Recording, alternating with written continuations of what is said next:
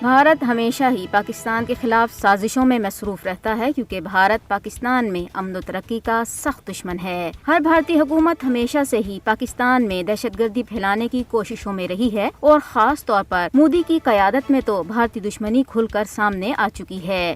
مودی کی قیادت میں بھارت پاکستان میں دہشت گردی کی کارروائیوں کی منصوبہ بندی اور مالی معاونت میں مصروف اور دہشت گردی کی کارروائیاں انجام دے رہا ہے۔ بھارتی دہشت گردی کی ایک بڑی کارروائی آج ہی کے دن 2009 میں لاہور میں انجام دی گئی، جب را کے حمایت یافتہ دہشت گردوں نے پاکستان کو بدنام کرنے کے لیے پاکستان میں آئی سری لنکا کی کرکٹ ٹیم پر حملہ کیا۔ سری لنکا کی ٹیم پر را کی سرپرستی میں اس حملے کا مقصد پاکستان کو بین الاقوامی کھلاڑیوں اور کھیلوں کے مقابلوں کے حوالے سے ایک غیر محفوظ ملک ثابت کرنا اور پاکستان کی ساکھ کو نقصان پہنچانا تھا۔ اسی طرح 3 مارچ 2016 میں را کے لیے کام کرنے والے بھارتی جاسوس کلبھوشن یادیو کو بلوچستان سے گرفتار کیا گیا تھا۔ کلبھوشن یادیو نے پاکستان میں را کی سرپرستی میں ہونے والی دہشت گردی کی تمام کارروائیوں کا اعتراف کیا۔ بھارتی جاسوس نے گرفتاری کے بعد پاکستان میں تخریبی سرگرمیوں میں بھارت کے ملوث ہونے کے چونکا دینے والے انکشافات بھی کیے۔ کلبھوشن کا پاکستان میں دہشت گردی میں ملوث ہونے کا اعتراف اس بات کا ثبوت ہے کہ بھارت پاکستان میں دہشت گردی کی مالی معاونت کر رہا ہے۔